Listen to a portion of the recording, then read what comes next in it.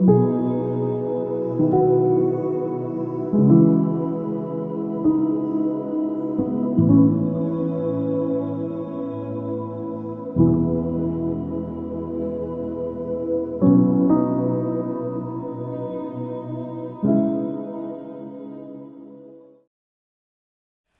pemirsa Kompas TV, untuk acara Jalan Kasih yang kami hormati dan kasih dalam nama Tuhan Yesus Kristus, Salam dan selamat pagi. Baiklah, di pagi hari ini saya akan berbagi kepada para pemirsa tentang beberapa hal yang harus kita hadapi dengan iman Kristiani yang kita miliki. Nah, dampak COVID-19 kepada perekonomian seluruh dunia secara global sangat dahsyat, apalagi termasuk negara yang kita cintai dan kasihi, Indonesia. Dan menurut catatan terakhir di awal tahun 2023, dari data Badan Pusat Statistik BPS, jumlah pengangguran sudah mencapai hampir 7,9 juta. Wah, angka yang cukup menakutkan. Di samping itu kita juga menghadapi berbagai masalah, badai, goncangan yang seluruh masyarakat Indonesia hadapi. Tanpa memandang latar belakang siapa kita, agama kita apa. Marilah kita sebagai bangsa Indonesia bersatu di dalam kepercayaan kita masing-masing untuk berdoa untuk bumi kita ini. Nah, Bapak Ibu yang kami kasih dalam nama Tuhan Yesus Kristus, situasi ini juga berimbas kepada orang Kristen di mana saja. Banyak dari kita ada yang mengalami PHK, pemotongan gaji. Tentu ini tidak mudah bagi kita. Tapi sebagai umat Kristiani yang memiliki iman di dalam nama Tuhan Yesus Kristus, kita memiliki suatu keyakinan bahwa Tuhan pasti menolong dan Tuhan pasti menyertai kita dalam segala situasi. Tidak heran banyak dari antara kita, mungkin para pemirsa, bertanya-tanya, kapan keadaan ini akan segera membaik? Baik, Bapak Ibu, saya akan berbagi kepada Anda, sebagai umat Allah, kalau kita baca di Alkitab, kita juga tidak terlepas dari krisis ekonomi yang melanda dunia ini. Alkitab mencatat sejumlah krisis yang dialami oleh pilihan Allah. Misalnya, Abram harus pergi ke Mesir karena bencana kelaparan di tanah Negeb. Anda dapat baca di kitab Kejadian 12. Isa juga mengalami hal yang sama di Gerar dalam Kejadian 26.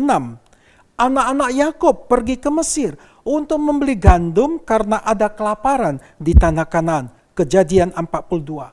Narasi-narasi ini Bapak Ibu menunjukkan bahwa situasi buruk dapat berimbas pula pada kehidupan anak-anak Tuhan. Nah, pada saat sekarang, kami percaya kita semua juga menghadapi masalah yang sama. Bagaimana respon kita? Nah, sering saya memberikan nasihat ataupun input bagi orang-orang yang bertanya kepada kami, hanya satu, yaitu berpikiran positif Bapak Ibu. Bagaimana kita bisa berpikiran positif? Nah, nubuatan demi nubuatan dalam Alkitab itu sudah digenapi. Nah, kalau boleh, saya akan baca satu nubuatan di dalam kitab Matius 24 ayat 7. Sebab bangsa akan bangkit melawan bangsa, dan kerajaan melawan kerajaan, akan ada kelaparan dan gempa bumi di berbagai tempat. Saya coba mengerti apa isi dari nubuatan ini. Saya diberikan pengertian bahwa bangsa akan bangkit melawan bangsa. Saya berpikir akan terjadi perang di dunia cyberspace atau air strike. Ternyata tidak Bapak Ibu. Pada saat ini kalau Anda membaca di mass media, terjadi apa yang dikatakan de-dollarisasi, yaitu perang currency, yaitu currency war, perang alat-alat bayar. Itu juga merupakan salah satu alat untuk mengalahkan bangsa demi bangsa. Kita mendengar bahwa Indonesia sendiri juga membentuk suatu kelompok tertentu untuk menentukan mata uang tertentu untuk transaksi mereka. Kemudian kelompok-kelompok negara yang berada dalam BRICS, Brazil, Afrika Selatan, dan sebagainya, juga membentuk suatu kelompok tertentu menentukan mata uang mereka sendiri. Anda lihat, di akhir zaman ini segala sesuatu bisa terjadi dan sudah mulai digenapi Bapak Ibu. Jadi bagaimana tindakan kita Bapak Ibu? Pertama, berpikiran positif. Kalau Anda baca di kitab Bilangan, Yosua dan Kaleb adalah dua orang pribadi yang melihat segala sesuatu di tanah Kanaan, yang mereka lihat itu segala sesuatu yang tidak baik. Tapi mereka memandangnya, melihatnya dari kacamata Tuhan. Mereka berpikiran positif. Nah, di dalam setiap pencobaan atau masalah atau badai yang kita hadapi, saya mau memberikan suatu tips bagi kita bahwa pencobaan, masalah, menguji identitas kita sebagai orang percaya. Itu yang pertama. Kedua, pencobaan ataupun masalah menguji iman kita. Dan yang ketiga, pencobaan atau masalah itu juga menguji tujuan hidup kita, ketaatan hidup kita, dan yang terpenting menguji seberapa besar kita bersandar kepada Tuhan. Bapak, Ibu, para pemirsa, berpikiran positif dalam menghadapi masalah ini. Jangan biarkan masalah itu menguasai diri kita. Kalau saya umpamakan secara sederhana, sebuah kapal tidak akan tenggelam kalau air tidak masuk ke dalam kapal tersebut. Benarkah Bapak Ibu? Demikian juga masalah yang kita hadapi. Kalau kita penuhi hidup kita, penuhi pikiran kita dengan berbagai masalah, percaya kita juga tidak akan sanggup untuk menahan beban ini.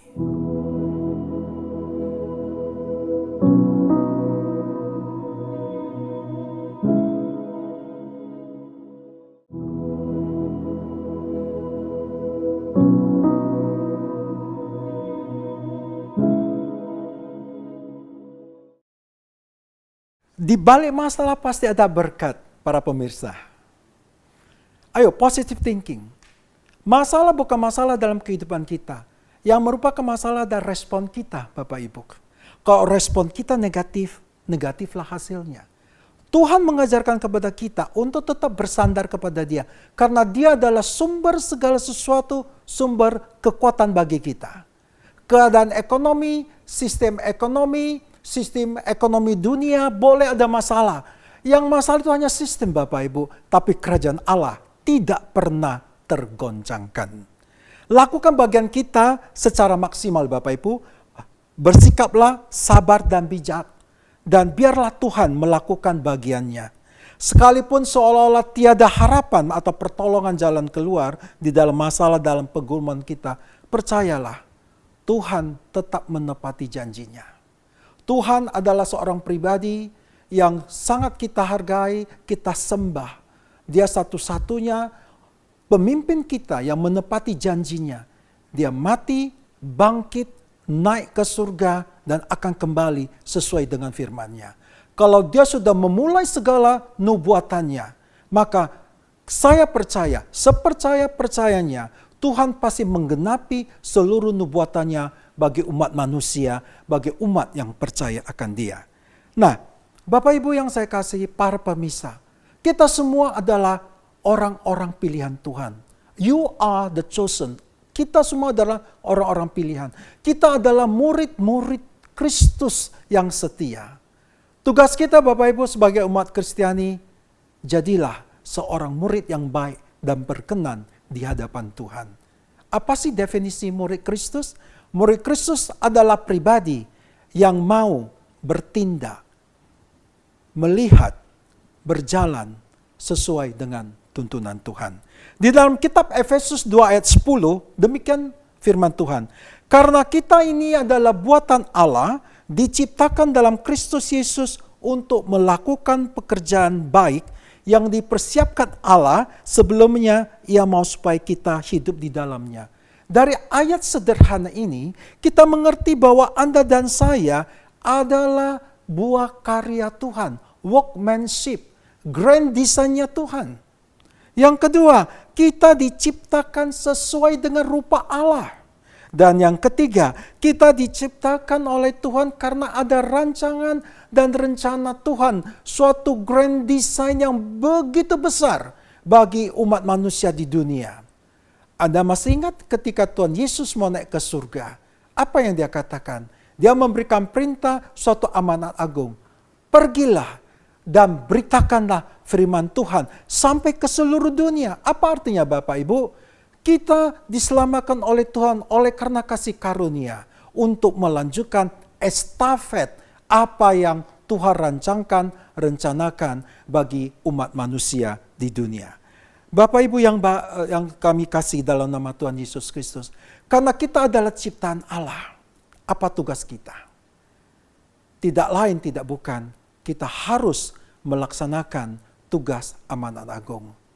Kita memberitakan firman Tuhan bukan hanya harus Anda menjadi seorang pendeta, tetapi menjadi pelaku-pelaku firman di dalam dunia pekerjaan Anda, di dalam pelayanan Anda. Ayo tunjukkan bahwa Anda diciptakan serupa dengan rupa Allah. Amin Bapak Ibu. Dan di dalam menghadapi masalah atau badai yang saya kemukakan di awal tadi, maka percayalah Tuhan tidak pernah lepas tangan. Tuhan tetap menjaga, Tuhan tetap menyertai Anda. Kenapa? Karena 10 hari setelah Tuhan Yesus naik ke surga, maka dia berjanji dia akan mengirimkan seorang penolong. Kenapa Tuhan mengirimkan seorang penolong?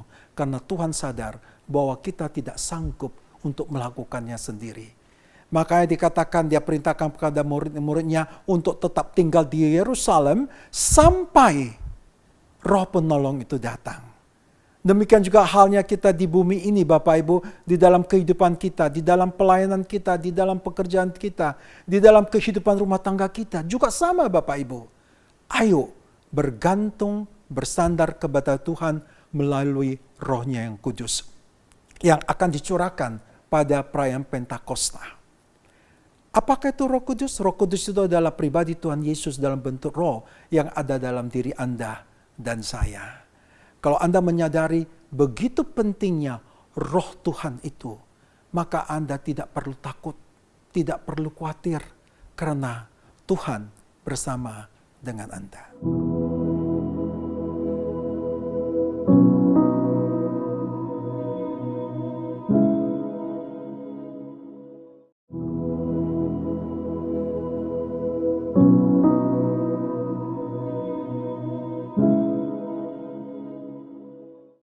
Para pemirsa yang kami kasih dalam nama Tuhan Yesus Kristus. Sebagai murid Tuhan Yesus Kristus, maka syarat pertama adalah takut akan Tuhan dan taat akan firman-Nya. Dan juga mengasihi Tuhan Yesus. Tapi hari ini saya akan bahas khusus tentang bagaimana ketaatan kita akan membuat kita tidak perlu khawatir akan apa yang terjadi di dunia ini. Nah, sebagai murid Tuhan Yesus, marilah kita menjadi murid yang berkenan di hadapan Tuhan. Nah, ada beberapa hal yang mau saya bagikan agar kita tetap taat dan mau bertumbuh bersama dengan Tuhan, supaya janji, kebaikan, berkat yang dinyatakan, yang diberitakan dalam firman Tuhan itu digenapi dalam kehidupan kita. Yang pertama, mati bagi manusia lama. Mati bagi kedagingan kita. Di dalam kitab Galatia 2 ayat 20, adapun hidupku ini bukannya aku lagi, melainkan Kristus yang hidup di dalam aku. Tetapi hidup yang sekarang aku hidup di dalam tubuh ini, aku hidup di dalam iman kepada Anak Allah yang mengasihi aku dan yang menyerahkan dirinya karena aku. Kerendahan diri adalah kunci satu-satunya bagi kita mati bagi diri kita sendiri. Di dalam Yakobus 4 ayat 8 sampai 10. Mendekatlah kepada Allah dan Ia akan mendekat kepadamu. Tahirkan tanganmu, hai kamu orang-orang berdosa, dan sucikanlah hatimu.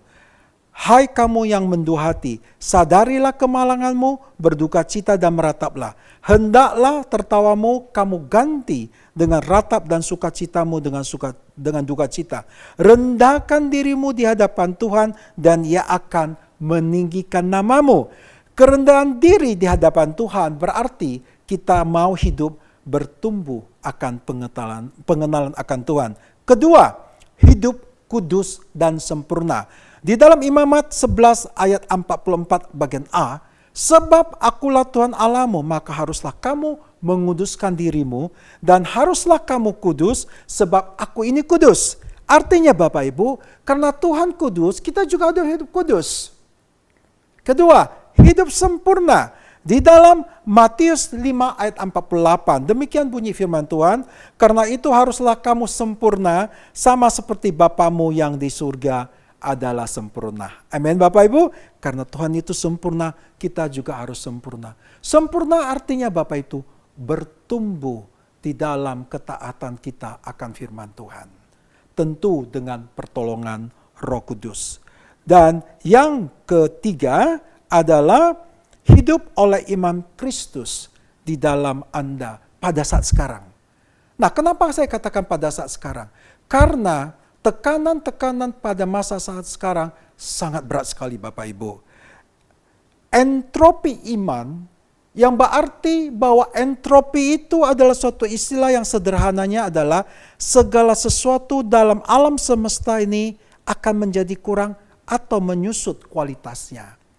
Misalnya Bapak membeli iPhone atau handphone yang baru. Kalau Anda sudah pakai 10 tahun misalnya, maka fungsinya atau kualitasnya masih berkurang. Demikian juga dengan iman kita. Kalau iman kita ini tidak kita charge, ya, tidak kita kita perkuat, kita perdalam dengan membaca firman Tuhan, iman kita juga akan mengalami penyusutan. Tapi percayalah, dengan pertolongan Roh Kudus, dengan setia dan taat tetap membaca firman Tuhan, saya percaya firman kita tetap akan teguh menghadapi segala badai ataupun masalah yang ada. Dan yang keempat adalah terimalah warisan kebangkitan Anda untuk hidup rukun dan damai. Di dalam perayaan Paskah, kemudian kenaikan Tuhan Yesus, pencurahan Roh Kudus. Roh Kudus itu adalah merupakan satu alat bagi kita untuk menjadi roh penolong, roh penguat kita, roh menguatkan diri untuk tetap berjalan terus bersama dengan Tuhan dalam rukun dan damai. Bangsa kita memerlukan unity, kesatuan hidup, agar kita seluruh insan bangsa Indonesia dapat bahu-membahu dalam satu unity berdoa untuk bangsa ini.